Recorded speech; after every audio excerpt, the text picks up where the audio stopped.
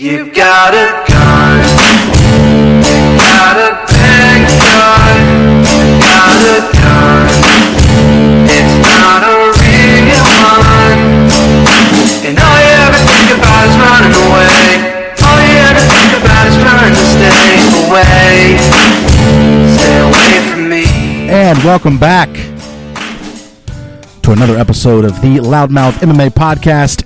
I'm your host, Kyle Steele. Today, we have a not safe for work MMA show for you. Again, I'm Kyle Steele. Joining me, per usual, is Mr. Frederick Kirby. Hello, Fred. Mr. Kyle. Welcome. Welcome to the Thunderdome. Hey now. Waterloo Studios, as we like to call it around here. The Thunderdome. I don't love the idea of that. You don't want to be in my Thunderdome? No, Kyle, most certainly not to be in anything with you or Thunder or Dome. Listen, I thought we were close. I didn't realize that there was still this distance between us. Hey, listen, we're not that fucking close. Don't get crazy on me. Don't fucking start talking about Thunderdomes or kind of bullshit like that. Okay, all right, fair enough. So we had a fight card last night. We'll definitely get to that. We also had some Bellator. Bellator, I thought, was far more intriguing to me than UFC, and I think they realized it too, because their production for this card, pre and the card itself, I thought is getting better, and they made some very intentional strides. They just did these ceremonial weigh-ins for this card, and almost identical to the way the UFC does it, which they had never really done that before. Right. Good move. So, yeah, I think they are realizing, I think this was the card for them that's like, hey, a bunch of UFC fans are going to watch this card instead for a myriad of reasons. Hold on. Slow down. Yeah, go ahead. Does that ever really happen, though? I think... Hold on. But let me think about it. Does anybody ever actually just watch Bellator? You know what I did? You watched both. Of course I did. Yeah. Like any self-respecting MMA fan. This idea that people actually watch Bellator instead of the UFC is horseshit. Listen, I will agree with you on that, because I do think it's nobody... Okay. We're still watching the UFC, bro. Stop it. If on the same night you got a UFC card and a Bellator card, and it's a weak UFC card and it's a good Bellator card. Happens all the time. Which is what days. happened here. Okay? Sure. So in those instances, I would say a very, very small percentage, I don't know what the percentage is, a very small percentage, 3 to 5%, is choosing to watch the Bellator card instead of the UFC card. Yeah.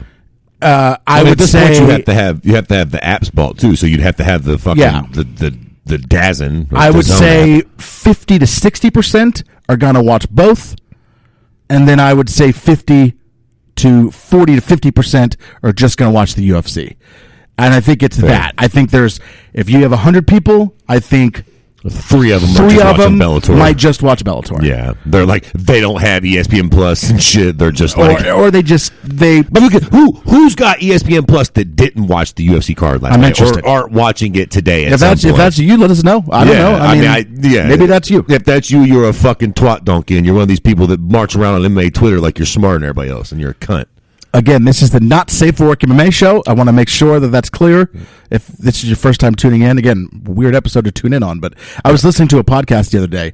A buddy was like, man, you got to start listening to this podcast.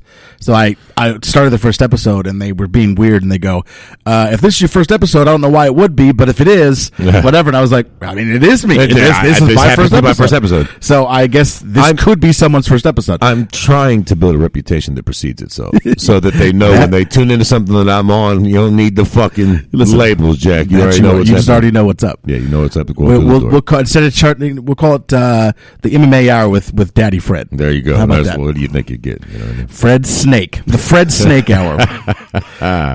One of my favorite things, by the way, that you've ever said that my wife now says all the time, quoting you and also just being whatever she's being. She loves the term getting your snake kissed. Oh, yeah, I love it. That is her favorite thing to say now. It's very smart. It's a very nice way to put it, you know. Yeah, sure. You can't always talk about getting your cock sucked, you know what I mean? Sometimes you got to put it a little more eloquently than that. But you motherfuckers didn't know I knew a word like eloquently, did you? If there is one way to describe the phrase getting your snake kissed, it is elegance. I don't know. That's right. I'm not sure what other class and elegance. I'm not sure how else you would describe it. And while we're on the topic, I really enjoy calling a cock a snake. Sure. I appreciate there's a plethora of snakes, all different colors and sizes. It really represents the dick. Yeah, absolutely. If an animal's going to represent the cock, I don't know where the cock came from. You ever seen a fucking cock, a bird? Yep. What the fuck is that all about? Don't look anything like Oh, it. yeah. Not even close. But a snake does. Absolutely. And I imagine there are many males that their version of coitus is that they just kind of slither into people. Oh, yeah. You know? Oh, yeah. That's very indicative of a bunch of guys I know. Slithery, snaky slithering cocksuckers. in, man. Yeah. Check out the shows on the network that are safe for work. About 95% of them are. This is the only one that isn't. This is the trash. This is the trash. This is the dumpster fire right here, boys. There are a bunch of podcasts on the network, and we just added a whole bunch more. And I would definitely encourage everybody to go check them out. You have Early Stoppage. You have MMA Takeover now with Keith. He used to run a website called MMA Takeover. That's how we met. And he's now doing a podcast where he has somebody on and they talk about news and the upcoming fights and all that. You got the breakdown each week. You got a show that I'm doing now, which is kind of a one-man show, similar to what Keith is doing, but I probably won't have guests. Or if I do, it'll be just for like a couple minutes at a time. What else we got, man? We got so many. We got Between the Links. We got our game show. You got All Angles whenever there's a pay-per-view. The preview show and the wrap-up You got show. a recap show for both Bellator and UFC. Wow. I mean, we're pumping episodes out, baby. We are pumping them out. Okay. MMA yesterday, every once in a while, Whenever you guys get around MMA every once in a while. We'll just change the name to it. Yeah, that's a better name for that program. We might be doing some companions. We're going to hopefully get some interviews again. Listen. What we fucking need is some goddamn dinero. This is Somebody it. out in the Somebody- MMA come on. stratosphere needs to put some fucking money up and buy Absolutely. the LoudMouth network so that we can come bring all this talent to your fucking little shitty ass website. Absolutely. 'Cause I'm gonna tell you something right now. Don't nobody read no more. So all you goof troops out there with your websites writing fucking articles, no disrespect to anybody on the team that writes, but there's a reason why everybody's doing podcasts. Right. Motherfuckers don't even read books no more. They read audiobooks. They read audiobooks. That makes me sound like a shitbird. They listen to audiobooks. They listen to podcasts. Nobody will read no more, Jack. To be fair, you are 100% a shitbird. That's a fact. Can't use it against me if I own it. So I like that. I like that the thing about Bellator and UFC. I am interested in if anybody was like, I'm not going to watch this UFC. I'm just going to watch the Bellator. I'm interested in if those people really do exist. So let's get to a topic. Okay, I got a topic I want to talk about. We talked about Stephen A. Smith on the last episode. Mm-hmm. We listened to what he said after the Conor McGregor fight. Right. Conor McGregor Cowboy fight. And I think for the most part, we felt that he was correct in what he was saying. Mm-hmm. Basically, yeah. Yeah, we felt that he was correct in what he was saying. But we took issue with the fact that he said Cowboy quit. Well, sure. We took issue with that. Which That's goofy. Got it. That's the one really stupid thing he said. He also has said, even prior to the fight, he had said stuff kind of sounding like that, saying, accusing people of quitting or whatever else. Right. And that is an issue. So let me go. Stephen A. Smith only follows 8 people on Twitter. Why is that not surprising? It's a weird number. Might as well just follow none. He just follows Skip. I'm trying to find where he shared it. I was trying to find. I want to get the actual quote from Joe Rogan. I think I found the most of it here, so I'll just read this. This is from Rogan. Okay. It says Daniel Cormier and I would have had a completely different conversation and it would have been better for the sport, Rogan said. This is him talking about when Stephen A. Smith and him, and I don't remember who was interviewing him. I don't remember who that Some was. other guy from Doesn't ESPN, matter. I think. And they were standing out in front of the cage. Right. Post-fight. Which that is its own issue in of itself, which I'll get to that. There's no positive in downplaying the career of Donald Cerrone and what he can do as a fighter. But that showed to me is how phenomenal Conor performed. That's what it showed to me. If either you or I was talking about cricket and we were on TV doing commentary on cricket, we would look out of place. It would be expletive. I don't know what he said. It would be fucked up, and real cricket fans would be upset at us. Right. Yeah. That's nothing. You are naked in the most literal sense of the world in MMA. Physically, you are naked. Emotionally, when fighters lose, it's devastating. For Conor to smash Cowboy like that in front of his wife, his kid, his grandma, and the whole world, you've got to have some respect for that man. And this sport demands a different perspective. It's not the same thing as ball going in the hoop. It's not the same thing as crossing a line with a football. It's different. It's very intense and very personal, and it's also very dangerous. And to play it off like it's just a game, I don't agree with it. He finishes, that's a bad look for everybody, Rogan said. It's a bad look for ESPN. It's a bad look for him. It's a bad look for the sport. There's other people that can do this. We have plenty of people out there who understand the sport. There's plenty of them. But the thing about him is he's really popular because his personality is so fun. He's a fun guy to watch, and people love shit-talking, and they love people arguing about, and one person is better at arguing. Stephen A. Smith is really good at that stuff, but it's not the place. But it doesn't have a place in MMA. It's not the place. It's not the same thing. Finishes up. Last thing here. There's a lot of currency in being Stephen A. Smith. He's really entertaining.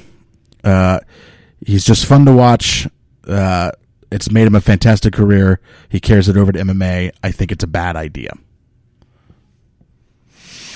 So, and he says more than that, but that's the gist. That's the gist of it. Right. Basically, here's the problem: when Stephen A. Smith was making the comments that we're talking about, Joe Rogan was standing right next to him. Well, I understand that, though. You're also on TV. He can't necessarily cause a shit show live right then. No, but he can still correct it. But that's a little weird. Here's the thing, right? He started all of this off by saying, let's go step by step here, okay? Because there's a whole bunch of shit to unpack. Because a lot of what he's saying I agree with, and then there's a few things that not necessarily that I don't agree with, but you have to understand the reality of the situation, right? So he starts it off by saying, me and DC would have had a lot better of a conversation. Agreed. Well, that's true. Me and Rihanna would have great sex, and if Beyonce joined us, it'd be a hell of a threesome. Yeah. Who gives a fuck? The fact is, y'all are on ESPN now, so they get a taste. This is their guy. You're going to do it with them. You don't got a choice. You ain't doing it with DC. You're doing it with Stephen A. So there's the end of that. Like, I dig what he's saying. I agree. It would have been, of course, fucking Danielle Cormier knows more about MMA than Stephen A. Smith. But goddamn it, Danielle Cormier don't own ESPN. The other thing you have to remember is that neither does Stephen, but you get the fucking point. ESPN invested a shit ton of money into this. Well, right, is what I'm saying. And the reason why they invested so much money into it is the thought of, hey, after a Conor fight, we can have Stephen A. Smith next to the cage. Right. That's half the reason why they put the fucking money into it. And I think we're going to play the Stephen A. Smith thing, his response to this. So not to get too ahead of myself, but as Stephen A. Smith alludes to a little bit, bad for the sport? In what way?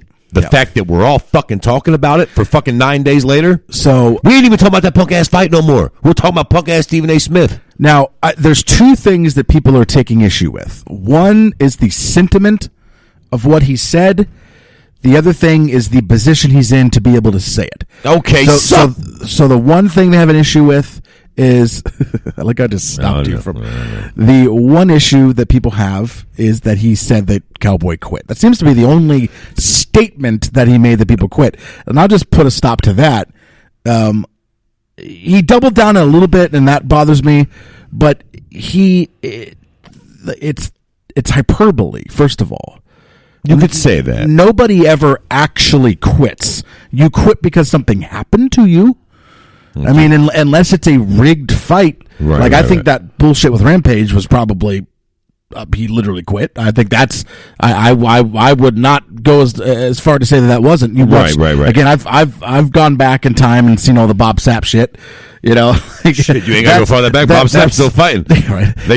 Those are versions of someone who... Josh Thompson was on Joe Rogan's podcast recently, and he said that he was talking to Bob Sapp. Bob Sapp told the Chinese, Jack, y'all get a minute and a half. After that, I'm out. Yeah. Like, I'll give y'all a minute and a half, and I'll actually swing and fight back. But once we hit that park, I'm going down, and I get my $60K. Yeah. So, I ain't hating on it. So Rampage, I think, was in a very similar situation there. Now, that's different. Right? I think saying that he quit there. Yeah. Listen, I don't think you can give us too much shit because that's what it fucking looked like. I get it. Clearly, Cowboy didn't fucking quit. He got his fucking face broken. Right. You know? This is the one But thing. I just feel like it's hyperbole. Like, Well, whether it is or isn't, this is the one thing where I feel like I'm going to be defending Stephen A. Smith where a lot of people aren't, and maybe both of us will be. This will be the fucking Stephen A. Smith program, but that's the one thing I can't get behind. Yeah, I mean, I can't get behind it either. Of course, he didn't quit. Connor kicked him in the fucking head, can we not- and then he started fucking tagging him with that left fucking hand. That you know what I mean? Yeah. Like, let's not be fucking goofy here. Here's my After he question. got his fucking nose broken, his eye busted. I mean, but here's my question, though.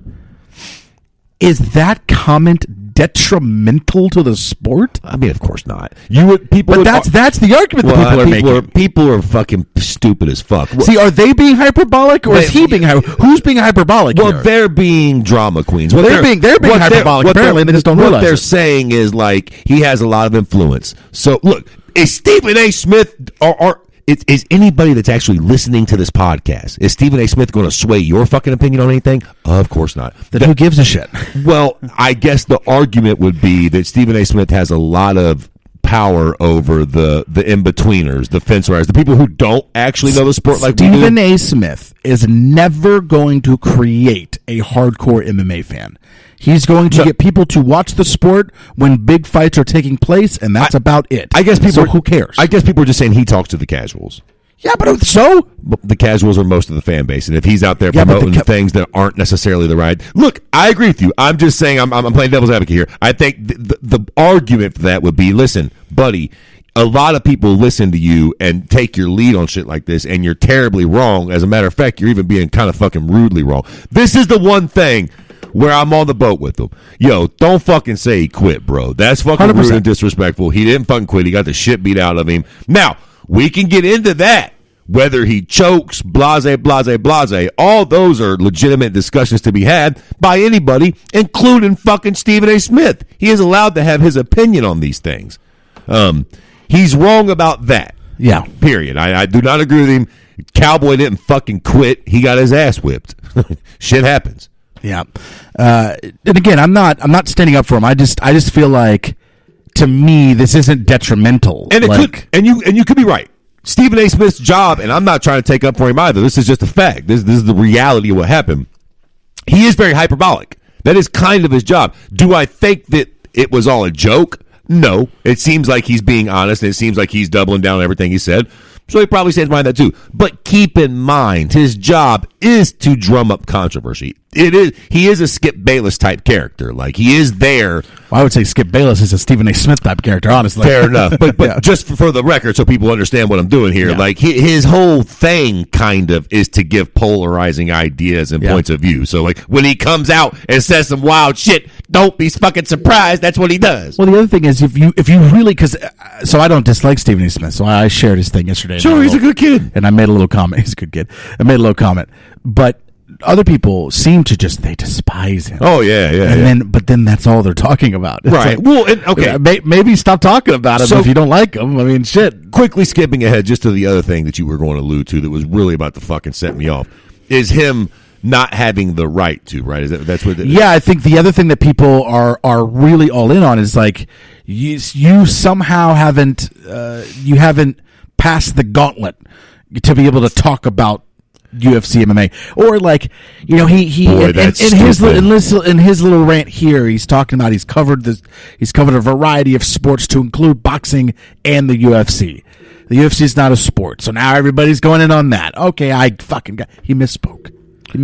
I mean, listen, He clearly knows Jesus. that MMA is a separate thing. Jesus fucking Christ. At the end of the day, whether you little fucking cunts on Twitter like it or not, it is a sport. I disagree. I don't think it's a sport. But in the grand scheme of things, dickheads, it is a sport. If it wasn't a sport, would we be on ESPN? Need I spell out those letters for you fucking dickheads? What do you think the fucking S in that is? I just real quick, I think you misunderstood. What? He said that the UFC is a sport, and he should have said MMA. Oh, okay. Oh, Jesus Christ almighty. I tell you what, some of the most cuntiest fans in the world are MMA hipsters. Yes. It ain't UFC, it's MMA, bro. Shut the fuck up. First off, He probably misspoke. I mean, does anybody out here really think that Stephen A. Smith is unaware of Bellator? Yeah. I mean, that's man, what I was saying. He fucking misspoke. He don't know a lot, but surely he's not that fucking stupid. I mean, Brendan Schaub misspeaks all the time, and he knows a lot about the sport, for Christ's sake. Exactly. You know what I mean? He's an idiot. He says half the shit he says is wrong. Right. And he was a fucking fighter. And he does know what he's talking. He fucking people misspeak. You know, goddamn, man. Motherfuckers sit on Twitter, ain't got a podcast ain't doing nothing, and shoot their mouths off. Boy, if you had to talk on camera as much as fucking these other pricks do, you think you'd never misspeak and say some wrong shit? Yeah. There's tons of stuff can be used against me because I've been doing a podcast. That's for what a I'm saying. years. You misspeak. You say dumb shit. Sometimes you just have a bad fucking opinion when you're putting your thoughts into the world constantly. Sometimes like, shouldn't have said that. That didn't age well. What we're talking about right now, I haven't thought about that much, man. I knew that this was a topic we needed to discuss. I've been doing other shit. I had to deal with something crazy to happen this morning. I haven't had time to come up with these opinions and thoughts. Right. I'm going to be not maybe not half, but some of the shit I'm going to say today. I might go back on it myself. Yeah. Next week I'll come back like, you know what? Fuck Stephen A. Or somebody will listen and point something out to me, and I'm like, oh yeah, you're right.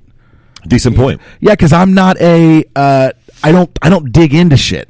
Look, like if you can present a better opinion to me, perfect. Here's the thing, man.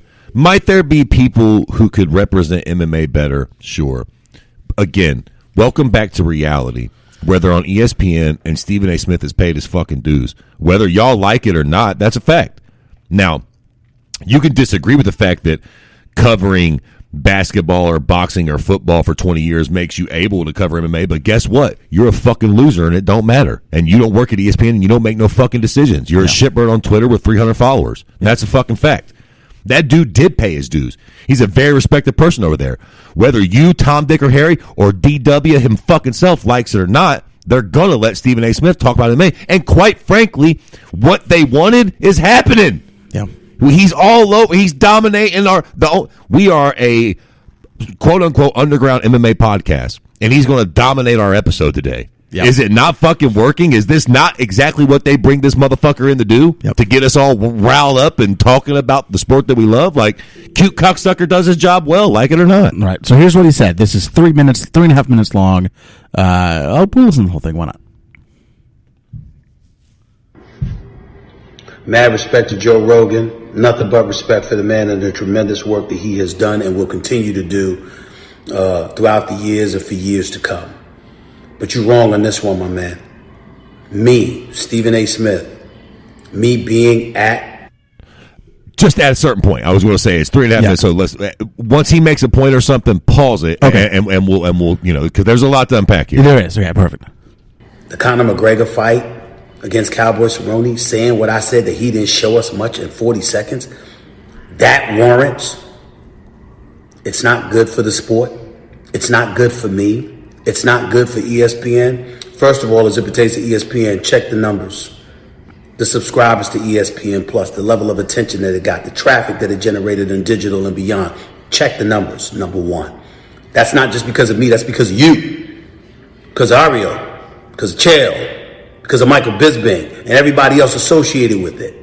Check the numbers, number one. Not good for the sport? I think that's good for the sport. I certainly don't claim to be the aficionado you are or anybody else covering this sport, but excuse me, I have...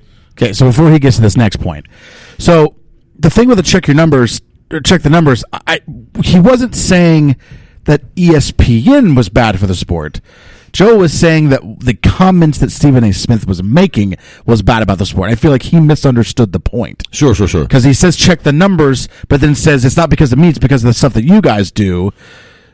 But that's not what Joe was saying. He wasn't saying it being on ESPN is bad for the sport. But either way, do I think fucking Stephen A. Smith's opinion of Donald Cowboy Cerrone is bad for the sport? I don't. See, and I'm with you there, but I'm saying the point that he made there, he misunderstood what Joe was saying. Right. All right, so the next point he's starting to make here is against the people who say he shouldn't be involved. Well, hold on, wait, 1 second. He made another point real quickly. I don't know if he alludes on it, but he said that we didn't learn nothing from Conor in that 40 seconds. He expands on that in a moment. Do you want to touch on that now or wait for him to expand on it? I think he goes on to it again. Okay.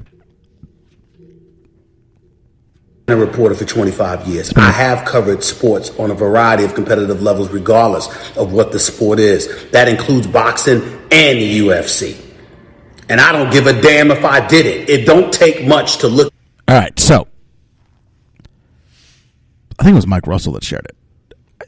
He doesn't say right there. He doesn't call UFC a sport. If you actually listen to what he said and you view it with punctuation, he says, I've covered a variety of sports, and then he says that includes, and I understand if you want to connect it, you can, but he says boxing because boxing doesn't have one promotion. And then he says the UFC because that's the number one promotion. And dude, people are fucking ridiculous. You're being a cunt. People are ridiculous. You're being a cunt, bro. You know what he meant. You know what he meant. You know exactly what he like. You know what meant. he's getting at, man. He's just getting at the fact that he's been covering this shit, everything from boxing to the UFC for a long time. Look, and he's got a point, bro. And he just said it. Is he the most knowledgeable guy about MMA or the UFC? No, but he's been covering sports for 25 years. Yeah, he's not some jerk off. Look, all due fucking respect. He's not the schmo. Shout out to the schmo, but he ain't just some fucking clown that came out of left field like, hey, it's fucking Stephen A. Smith, bro. He's been on fucking SportsCenter since y'all was babies. Yeah. I mean, he kind of knows what he's fucking doing. 3 shoulder shots to the nose that Conor McGregor gave Cowboy Cerrone, watching him fold inside of 20 seconds, knowing that he only got 1 strike off, and oh, by the way, that was blocked by Conor. It doesn't take much to look at the fight and say, excuse me, I didn't see enough to convince me that Conor in a rematch against Nurmagomedov, that wouldn't cut it. Or in a fight against Masvidal, that wouldn't cut it. Now, so here's the thing, right? Here's the thing. Here is why arguments get going. In my opinion, Joe Rogan had said, because I listened to the podcast. It was I think it was with Josh Thompson where all this came from. Joe Rogan was saying on the podcast that you did learn something. You learned that Conor's back, that Conor can look good, that Conor can handle the pressure, that he can come back with a bunch of pressure and still perform well. You learned that he could dispatch of somebody like Cowboy Cerrone in the first round, blase, blase. That's all true. But for all of me, Stephen A. Smith is right too. You also didn't learn fuck all. Did anybody watch that fight and go, oh, Habib, come on, hardcore fans, I'm looking at y'all right now. I'm looking at MMA. Did y'all watch that fight and go, oh, Habib better watch out now? The people who are hating on Stephen A. Smith's opinion here agree with him. Also agree with him. You have to. Which is, you didn't watch this fight and go, oh, now he can fight Habib. No, now he can fight Jorge Masvidal. I'm the biggest Conor nut hugger in the world, and don't get me wrong, I've said from Jump Street, I think he can beat Habib, and that I think he's got some hands for Jorge. But because of that fight, not necessarily. Again, Joe Rogan is right, though. What it does prove is that Conor's back, that he's taking training seriously, that he's still got power. It proved some things, but in the grand scheme of things, nobody walked away from that fight like, wow, that went back and forth. Conor took a little abuse. Conor got taken down. He got out of a triangle. Like, come on, man. We're not watching that fight going, yo, fucking Conor looked. I mean, it's a weird thing, right? Of course, Conor looked brilliant. It looked amazing. Yeah. But you're also not looking at it like, yo, he stuffed some takedowns. We got to see him do X, Y, and Z. You didn't. You didn't get to see him do nothing but avoid one head kick and then just smash Cowboy. Yep. What could we have possibly? I mean, again, Rogan's right. We learned a little bit, but you couldn't have learned too goddamn much from the performance. It lasted 40 fucking seconds. Yeah. It's true. Yep. So there's that. The other statement that he makes there is, well, here, let me back it up a little bit. That's what you judge greatness by. It's not just the fight that they're in, it's who they're about to go against. What are we talking about here? We're talking about Conor McGregor against one of those 2 guys potentially next. So you look at him and you say, excuse me, did I see enough? After such a long layoff. Losing to Nurmagomedov, and before that an exhibition boxing match against Floyd Money Mayweather. Did you see enough? Hell no, we didn't see enough. Nothing wrong with that. Thanks. I stated that night. I stated again. Here's the problem, though. Again, he's going all in that was what people took issue with, which people took issue with that a little bit. But the predominant thing that people took issue with was that he said that Cowboy quit. Yeah, but he's addressing Joe Rogan at this point, and Joe Rogan didn't say that. Joe Rogan said that. Sorry, okay, true. Yeah, so that's what Joe I'll Rogan state it next week, next month, next year. I stand by that. And I don't think disagreeing with that position warrants the kind of criticism that came in my direction. Having said that, you're entitled. You have your right, just like I have my right to respond, as I'm doing right now. But anytime you want to talk to me about this fight, or you want to talk to me about my credentials to discuss something in the world of sports, name the time and place, Joe Rogan, I'll show up. It's not a problem. It's not a problem at all. You don't know me, so I'm not going to knock you for speaking out the way you spoke out without calling me. I don't care about all of that. I respect where you're coming from. You're just wrong on this particular one, and I'm telling you you're wrong. Conor McGregor did not get the opportunity to show us enough for us to believe Nurmagomedov or Masvidal, that's something that could potentially happen to them. I didn't see it because Cowboy Cerrone in his first pay-per-view match folded. I respect him, but he folded like a cheap tin. Period. Bad night for him. That's all. I stand by that. I'm gonna still stand by that. And so again, if that's the statement he's making, is that he folded under the pressure. Again, that's what the hardcore MMA fans said, which is why they're saying that the win didn't mean much. And before any of you, and they said he was going to fold under the pressure anyway because that's what he does. So if that's his opinion, then you guys should all be sharing this and agreeing with him. And before all you cunts out there get on him, and you're like, he's been on pay-per-views before. I'm sure what Stephen A. meant was that was his first time headlining a UFC pay-per-view, and which is true. It was his first time headlining a UFC pay-per-view. What the fuck? So all you dicks out there like, he's been on pay-per-views before. So here's Conor McGregor now, responding to this. Oh, I don't think I've heard this. Yeah, he responds to it. He says, the call you discuss here is A+. I didn't show enough. I'm not paid by the hour. Joe's comments, however... Oh, he goes, I'm not paid by the hour, though. It's a separate thing. Saying, like, listen, just because I paid him real quick doesn't mean shit. Right, like, I still got my money. Not paid by the hour, though. Joe's comments, however, come from you saying the opposition fighter quit. Broken nose and orbital bones say different. Fighting is vicious. Those who make the walk deserve full respect. Apologize. Okay. Stephen A. Smith responded, sir, much respect to the great Conor McGregor. My recollection on what I said is that's the way it looked. Cowboy Cerrone is a perennial top 10 fighter. Much respect to him for the lengthy career he has had. Wishing him nothing but the best. That was a sneaky little dodge, but I'll take it. It was. He didn't quite apologize, but he kind of, look, man, that's the one for me. Most of this shit can suck my dick. Him saying he quit, I do take issue with that. And it seems like that's the one thing that reasonable people are like, yo, he didn't fucking quit. Lay off with the quit. Even Connor's like, bro, I broke his fucking nose and his orbital bone. Right. You ever had your nose broken and have somebody keep punching you while it's broken? Now, but again, if he's saying that he folded, 100%. I think he folded under the pressure. I think that how big that fight was. Going into the fucking fight, that was the narrative. Yeah, man, that's been the narrative about Cowboy's whole career. How can you always disagree choked with that? on the big one. Cowboy himself in interviews got the question and went, yeah, it's kind of hard to argue against that, isn't it? When you look back, I think Brett Okamoto asked him that very question in one of the big interviews leading up to the fight. And he's like, you know, one thing you got to love Cowboy for, he's not a liar. He don't bullshit. Even then, he's like, yeah, man, kind of hard to argue against. Kind of hard to argue against. And here we go. Looking back at Cowboy's career, hypothetically, if this was the end of it, and we just judged what's the narrative? He fucking choked in the big one. Okay, and so, look, I've never made that walk. Maybe that's cunty in me to say that he choked. He choked the fuck out of me. But he... Okay, no, fuck, he chokes. There's no other way to put it. There's no polite way to put it. Again, this is the narrative. Fuck. The narrative that's being created about the Stephen A. Smith stuff is the same narrative that's created when people give opinions on fighters, and their initial response is, well, I mean, he'd beat your ass. Well, right, yeah, of course he would. Who fucking cares? Of course he would. Who fucking cares? And those same people will give opinions on basketball and baseball.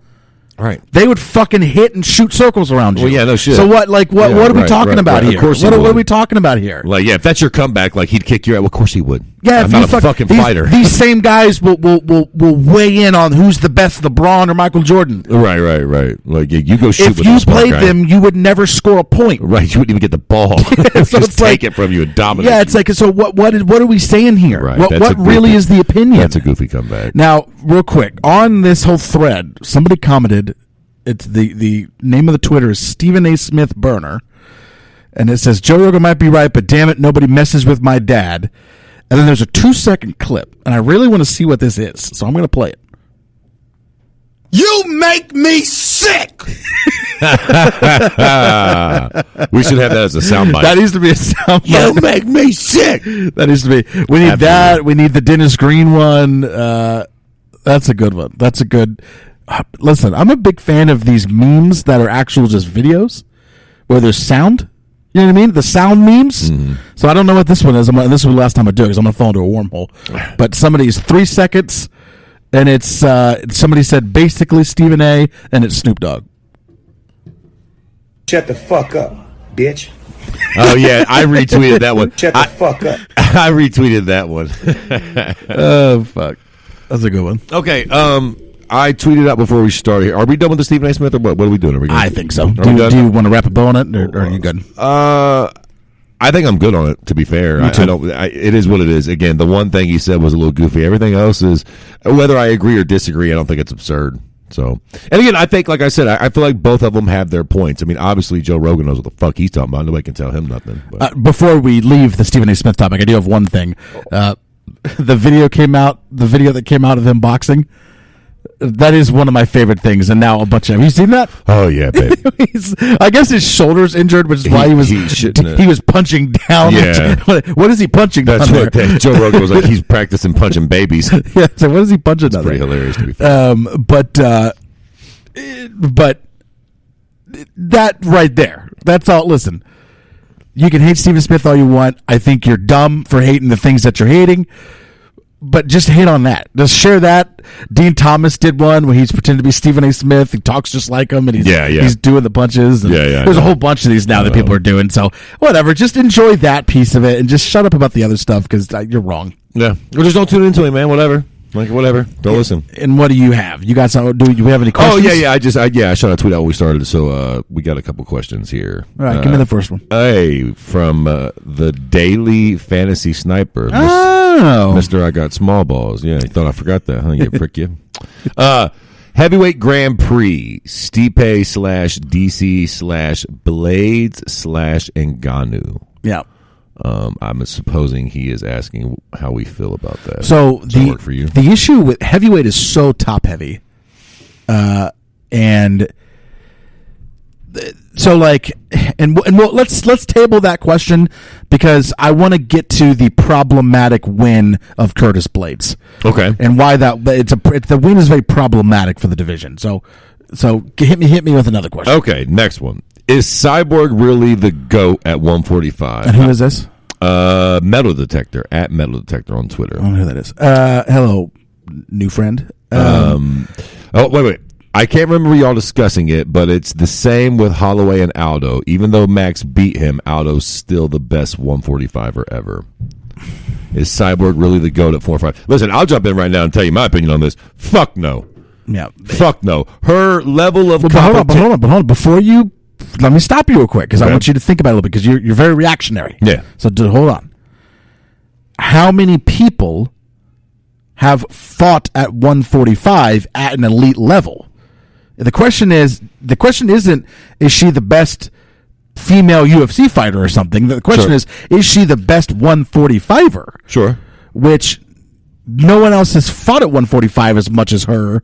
Like, who would you put in front of her? I mean, you would have to be Amanda Nunes. Amanda has beat her at 145. She's beat other girls at 145. She still has the most prestigious fucking belt in the world at 145 for women. And quite frankly, the fact that Cyborg fucked off the Bellator and beat up Julia Budd last night, who didn't see that one coming.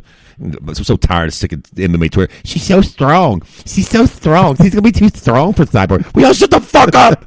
This is why nobody want to see Cyborg go nowhere, man. Of course Cyborg beat the shit out of Julia Budd. And now who's Cyborg going to fight? Yes, if she thinks I'm fucking crowning her the GOAT for going and thumping on Julia Budd and I don't know, whoever the fuck they can hustle up for her outside I literally don't know who she'll fight next. Okay, so you're willing to give someone a greatest title off of just a couple fights?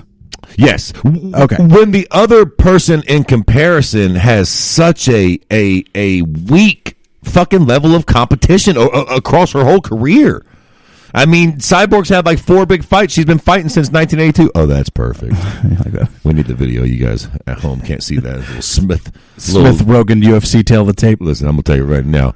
That's Adesanya Whitaker, isn't it? Yeah, I think so. Yes. I'm almost positive. I like Stephen. He don't want that smoke for sure. Right. Joe Rogan will beat the fuck out of Stephen A. Smith in a Holy fight, shit. boy. Can you imagine? Verbal would be interesting. Although, to be fair, just quickly, but I know we're off that, but just a quick thought. I hope Joe Rogan takes him up on that. Because that would Can be I good. tell you- Because Joe Rogan can stand his own, but dude, Stephen A. Smith don't fuck around. Stephen A. and Joe Rogan doing the MMA Joe Rogan podcast would be fucking lit, and the numbers would be through the roof, and I am here for The problem is he would look really dumb because Joe Rogan would go out of his way to ask him questions and get him to talk about fighters that he won't be able to. I don't know if he would. He may. I think Joe Rogan will keep that in his back pocket. Like, motherfucker, you start getting cute with me, I'll pull out some shit that you don't know nothing about. Like, Yeah. Joe Rogan clearly knows more about. But like you said, Stephen A. Smith's no dummy. I don't think he would come to the program completely unaware. Yeah. Like, that'll be good. I hope that happens. Okay, I do you guess. think? Do you think she's the GOAT? I guess I agree. The problem is, I just think no one's the GOAT. There is no GOAT of 145 because ultimately it needs to be a real division in the UFC. I think. I wish we had the. I wish we had the fucking like the Black Mirror shit, so you could just pull up a screen. I'd fucking whip up a screen right there and show Amanda Nunes fucking starching Cyborg right quick and go fucking that. That right there is why there is a fucking GOAT, because people are saying she's the GOAT and she got knocked the fuck out. And I'll say that it's a little different than Aldo. Holloway, because Aldo actually had a lot of stiff competition. Yeah, he was undefeated for a decade, and he was in the top organization. I mean, Cyborg had a splash in the UFC, and then of course she couldn't get along, motherfuckers. She's goddamn doctoring up videos. I mean, Cyborg had all the opportunity in the world to prove that she was the best 45er. She should have fucking swallowed her pride a little bit, bit her lip a little bit, got that rematch with Amanda Nunes, knocked her the fuck out, got the trilogy fight, made a couple mil in the process, and proved that she was the greatest. Yeah. But no, what did she do? She goes back to an organization where she can probably put some things in her body she's not supposed to. Smash cans all day long, man. I mean, not to be a fucking dick to her, but like that, making that decision, it's hard for me to call you the guy. You know what? Sorry. I think I'm with you. Yeah. Were there more questions? Or was the only two? Those were the only two for now. I'm with you. I do think. Yeah, I think I agree with you. Let's go back to Sean then. So the issue, the Blades winning yesterday is very fucking. Okay, well, let's touch on that then. It's very problematic. Why was it problematic for you? So who's Ngannou fighting in Columbus? Owen Strike. Boy. That Rosenstrike, whatever it is. Rosenstrike, yeah, whatever the fuck. So let's say Ngannou wins, which I imagine he will. Let's say Ngannou wins. Let's say the DC Stipe fight is next, right? The trilogy's next, okay? So you can't have a Grand Prix where that, in my mind, where that trilogy is still an option, because the Grand Prix potentially fucks up that trilogy from happening. You know what I mean? Mm-hmm. You can't. I think that's got to be the next fight. Those two people got to fight again, especially with the second fight being kind of wonky, where DC was beat the fuck out of him and then just didn't have the greatest ring IQ in the world. I think DC's going to retire, right? Like that. So it's like that's got to be the last fight. So that's the issue. The issue with the Grand Prix is that I don't think DC is going to be involved in it. The next fight's got to be Stipe DC. Right. That's got to be the next fight. You don't want to risk fucking that fight up. I think DC's going to retire. Yeah, I'm with you. So the Grand Prix is great. Sorry to cut you off, but the Grand Prix is a great idea because I think the DC does win that fight and then he retires with the belt. In which case, we kind of need a Grand Prix to crown a new champion. So the other thing. So I feel like that's got to happen. So and I agree with you actually. The reason why I do think the Grand Prix can be okay, it's just going to happen. It has to happen after that fight. Right. Fair enough. I do think it's a good idea that it happens because Curtis Blades winning is problematic, and this is why. I think we all probably assume that Ngannou's going to win that fight against Rosenstruck. I mean, yeah, but that's the safest. That's not a shoe-in. He will be favored, but right. It's not a shoe-in, but he should win that fight. He will be favored. Should win that fight. Okay. And the issue is that if he does win that fight, who's in the eliminator match then for the belt? What's the eliminator fight? It's really obvious. Don't overthink it. What is the eliminator fight to go to fight for a belt? I mean, what, Ngannou Blades? Ngannou Blades. But that's like part 3, right? And exactly. And Blades got his ass kicked both times. Yeah, that's so you can't have that. That can't be the eliminator fight. Like, Blades has already shown you that he can't beat Ngannou. Well, so listen, here's an issue. Here's what has to happen. Because right now he's at the top. He should. Here's what has to happen. Grand You're Prix right. it. Stipe and DC need to fight. What happens in that fight depends greatly on where we go from there. If DC wins and retires with the belt, then we're kind of good to go. And we've got a lot of options. We got a lot of shit we can do. We can kind of match up. Nobody's really in line for the title shot at that point. We could do the Grand Prix and kind of have some fun with it. If Stipe wins, you got to kind of take a whole different thing. I suppose at that point you could possibly just give Francis the title shot, the rematch with Stipe off the win over Rosenstrike, and we'll find somebody for Curtis Blades in the meantime. Yes. Maybe Rosenstruck. Exactly, maybe Rosenstruck, or I don't know. There's got to be somebody out there for him to fucking. We are fight. butchering his name, and I know it. Oh, yeah, for sure. I think Rosenstruck's pretty close, though. I really fucked it up those first few times. So, legitimately, what do you? Let's say Nagano wins, right? Okay. What legitimately? What do you do with Blades? Do he fights him? So you have a guy on the losing streak going against Blades. Who's I tell you what I like, and it's kind of a default. I'm kind of sliding out the back door here, but you want to know what I want to see happen? Go ahead. Usually I'm sliding in the back door. You know what I'm saying? But, yeah, right. Go ahead. I want. Listen to me. Just get it over with. We got a big fight coming up in a couple weeks. Can you just get this over with? And we're gonna, since we're assuming about who's gonna win what where. I'm assuming that John Jones is going to beat the dog piss out of Dominic Reyes. Here it goes. And it's time. All right. It's time. Yeah, here she is. Real talk. If he does beat the piss out of Dominic Reyes, is there any reason in the world that John Jones stays at goddamn motherfucking light heavyweight at this point? Who? For what? Don't you dare say big titties. Corey. You know what I noticed? 24, 25, 8. Listen, there might be something. Beast mode There might be Anderson. something to those nips. You know Curtis Blades got the same nips. Curtis Blades and fucking 25-32 are like fucking brothers or cousins. They've got the same big nips. Are they seriously cousins? No, but I'm just saying they've got the same nipples. They're the same person. First of all, They look kind of similar too, to be fair. They fucking fight kind of similar. They both shouldn't be nowhere near their at in the division. I can't stand neither one of them. this is the most racist I've ever been on the podcast. Really? Yes, because you said they were cousins. I was like, oh, they're cousins. No shit, they're cousins because they look alike. Well, yeah, you, right. you do like they look alike. No, I'm like, I'm telling yeah, you, they they're don't look alike at all.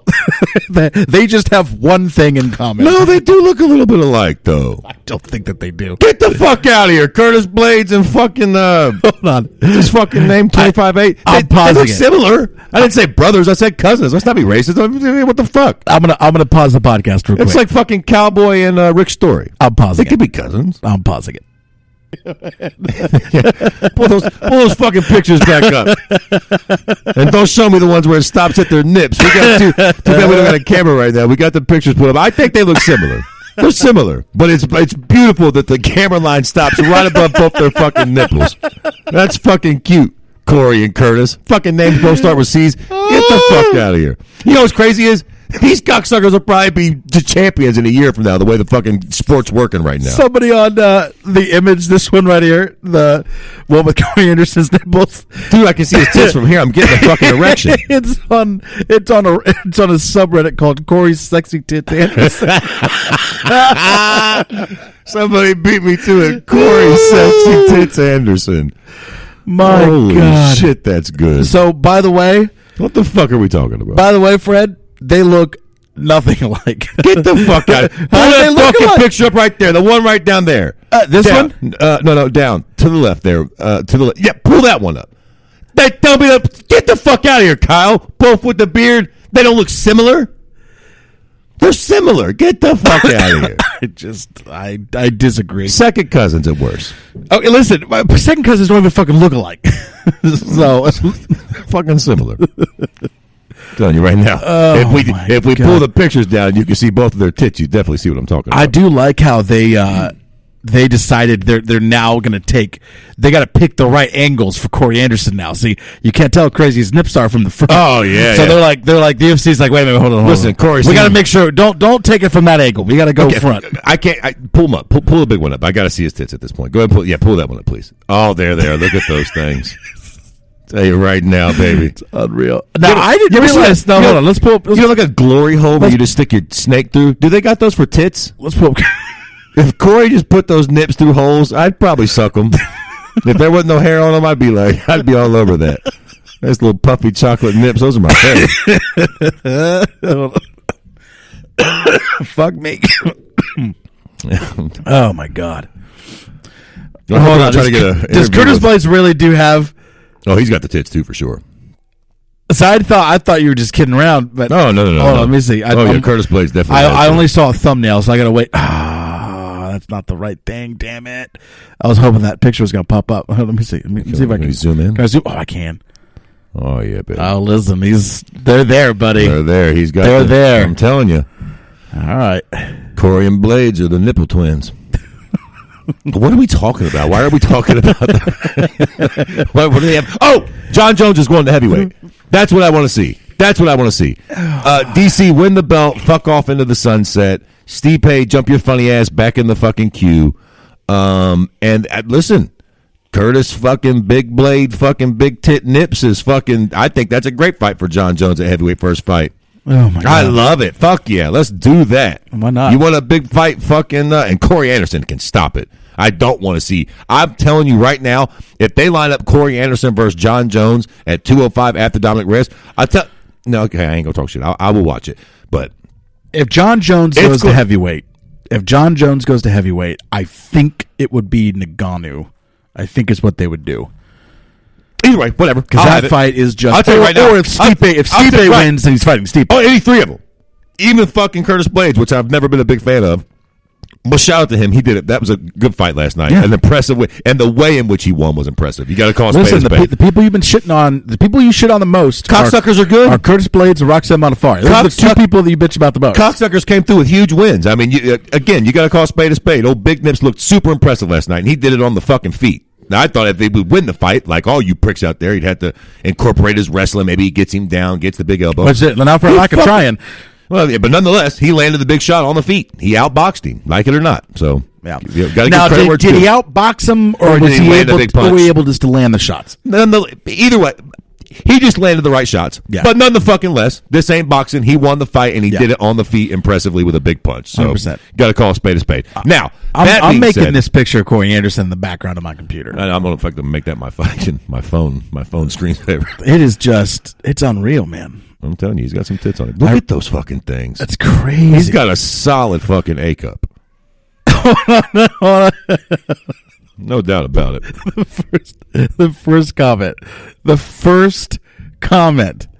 Bruh, that curve on the right titty be hitting exactly like the Vice City cover girl. Same. Oh, man. Oh, shit. Listen, as you got to put something about amazing thread. Big tits in the episode, in the in the title of this episode. I fucking love this. I don't even know what we're... Listen, we're supposed to be talking about John Jones at heavyweight after he beats Dominic Reyes. I know, but hold on, though. Real talk, though. How upset will you be if he beats Dominic and they line up the Corey Anderson fight? I mean, real talk. If we're watching John Jones fighting Corey Anderson midway, 3/4 of the way through the year in the fall, is that not just disappointing as fuck? Like, I always beat this drum, but I'm being dead serious about this point, dog. It's not that it's disappointing. Bull fucking shit, man. How old is John? I don't give a fuck. I'm wondering. I don't know. I think early 30s, probably 33, 32. He's not like a spring chicken, but he's not nowhere near 40. I feel like you can fight at light heavyweight until you're about 35. But why? Dude, set records. Keep setting them. Keep breaking them. Keep asserting yourself as the GOAT at that lightweight. Man, fuck those records. You see what it got Cowboy? Beat up by Conor McGregor. Fuck all those records. And then disrespected by Stephen A. Smith. Listen, look, you're not wrong. And look, man, I feel like, okay, I'll buy Dominic Reyes. Maybe he lands a big punch. God damn it, I ain't buying Corey Anderson, Jack. Like, going in that fight, there's no fucking way. And, of course, I get it. Corey Anderson will be the one and that beats him. And he got Johnny Walker there, too. Yeah, but he's done now because he got knocked out by Corey Anderson. I know, but he's not done. All he's got to do is win 1 or 2 more fights. He's back in it. Listen, in the eyes of Daddy Fred, we stuck a foot. When Big Nips knocks you out on the feet, you're done. And quite frankly, I'm a big JDS fan, but that wasn't a good showing from him last night either. He's fucking throwing that up fucking weirdy-beardy uppercut from fucking left field and getting fucking knocked out by Curtis Blades. What the fuck are you doing, JDS? I've been the one over here championing you, saying that you still got a little gas in the tank. That was fucking hideous last night. Mm-hmm. I suppose you could put him back in the Grand Prix, but he seems like at this point he's became a perennial fucking gatekeeper. Old JDS. Well, we didn't get into any of the UFC card outside of the main most event. of it was a bit of a throwaway, but yeah, but I mean, I don't know. The co-main was I think pretty important. It's a good point. Good fight. Michael Chiesa, man, how the fuck? Can I tell you something? What? Michael Chiesa cost me $500 last night. I got down. I had a bunch of parlays. Right. I got down. These parlays. I got down to my last 2 fucking bets. I had Chiesa's cocksucking ass by submission finish, and then the main event just would end. I didn't pick nobody. I just needed to finish. I'm like, all right, if Chiesa gets this fucking submission finish, somebody's getting starched in that main event, and Daddy Fred got $500 for $2. Yeah. Cute cocksucking Michael Chiesa stayed on his back for 25 fucking minutes. Listen, And just couldn't get that submission. He almost had it in the first round. I'm like, come on, baby. Come on. I know, 15. So what? Michael Chiesa. He looked good, though. How did that guy fight at 55?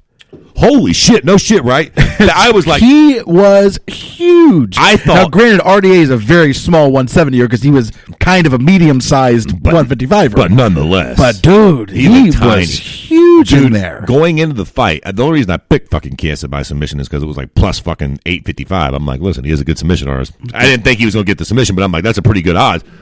When the fight started and when Michael first grabbed him and pressed him against the cage, I was like, wait a minute.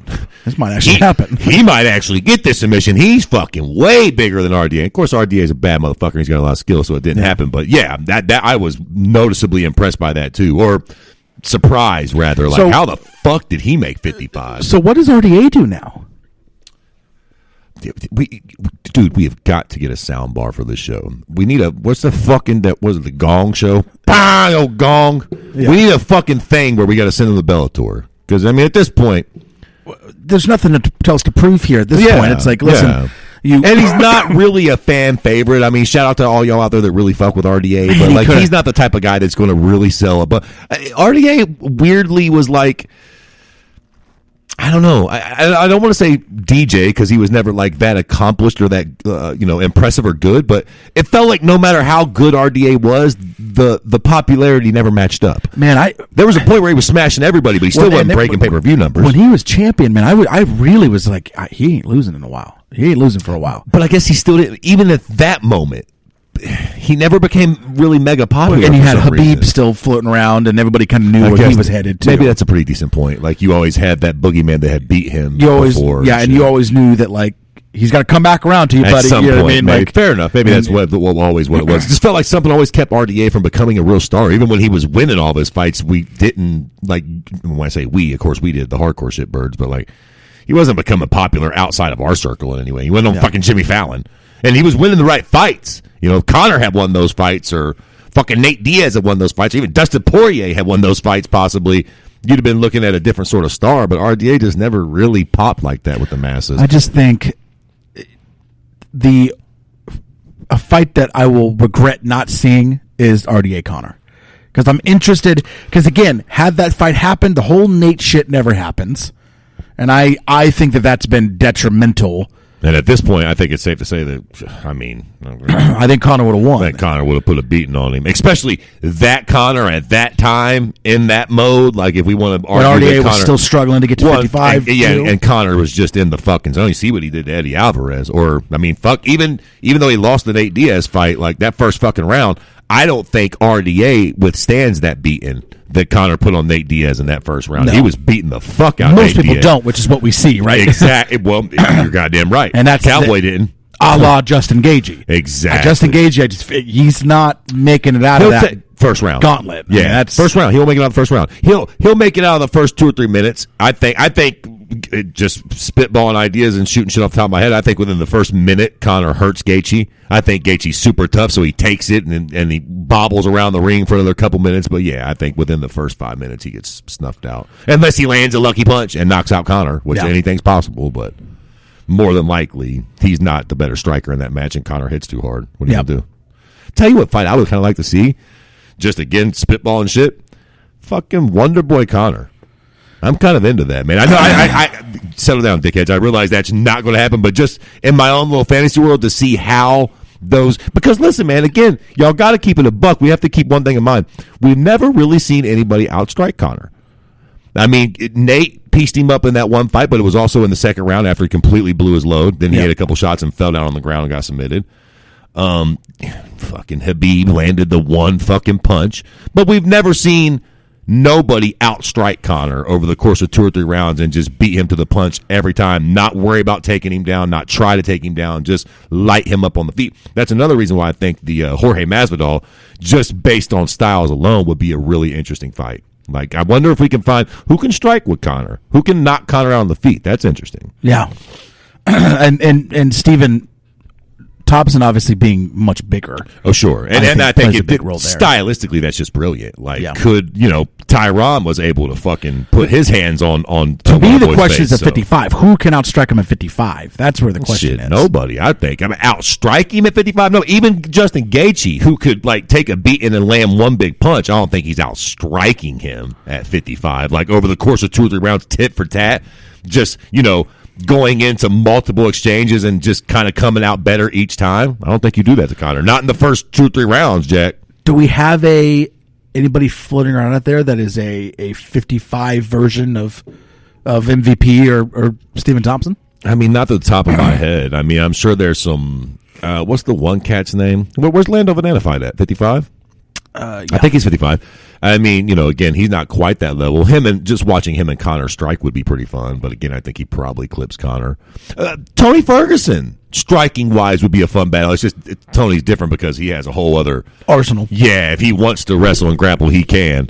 But just striking wise would be interesting. I think Conor gets the best of that too. But at least he's interesting on his feet. We barely talked about the Bellator stuff, but we do got to go. Is there anything from the Bellator card you want to say? I mean, it was a big card. We had a bunch of people on there. Let's see. You had Aaron Pico. You had Aaron Pico. You had Raymond Daniels. You had the boxing girl. You had the husband and wife fight back to back. Yeah, the girl that wound up beating the boxer. Her husband is the one that fought Raymond Daniels. Right. Raymond Daniels, I enjoy a lot. I don't want to see the MVP treatment with him, though. Let's fucking go. He's one of the best fucking strikers on planet Earth, period, bar none. Let's go. Ready to see what he can actually do. He's old, too, so. Right. Let's go. Let's not waste time. Let's go. I want to see what he can do. Aaron Pico, it's enough with him. I tuned out. I'll be back. But for now, I'm not. He needs to build up. Yeah. I'll tune back in another year. I mean, again, obviously, I'm being hyperbolic. I'm going to watch his fights. But as far as me being like, oh my God, Aaron Pico, I think he fought on the undercard too. I think he did too. I watched the fight. But they've wisened up a little bit. I'm done getting too carried away from him. We'll see. Give him some fucking time. Impressive performance, but I'm in no hurry to see him against anybody yet. Yeah. And then what else do we have? Cyborg. Cyborg was the main. The co-main was Archuleta, I think. Yeah, I could care less about that too. To be fair, I can't remember off the top of my head, but it was a good card. Decent card. Raymond Daniels is a nice prospect. I want to see him against somebody that matters. Aaron Pico, he's still in the oven for all me. And then, it is what it is with Cyborg. Horrible decision to leave the UFC for me. Yeah, I agree. I mean, at this point, Julia Budd, okay, that was cool. You got your one. But now, what in the fuck do you do with Cyborg now? Unless they can poach people from where? The UFC? Nobody's fighting at 145. That's what I'm saying. They got 145. Now the 145 division is completely gone. Right. I mean, it never existed in the first place, but it's complete disappearing now. It certainly doesn't exist. I mean, really even if you could do that, what would it really do for Cyborg's career? Right? Say Holly Holm left the UFC right now, and they line that fight up again. So what? You beat her. Like, there's really one fight for Cyborg, Amanda Nunes. And then maybe if somebody beats Amanda. I don't think Bellator's getting hurt. Well, no, definitely not. That's what I'm saying. So it's like Cyborg is irrelevant now. Yeah. She's completely worked herself into irrelevancy. Yeah. Like nobody cares. Agreed. All right. Well, we're out of here. There you go, boy. Appreciate you guys tuning in. Yep. Sorry we talked about Stephen A. Smith so much. Fuck that. It was great. And we'll see you next week. There you go.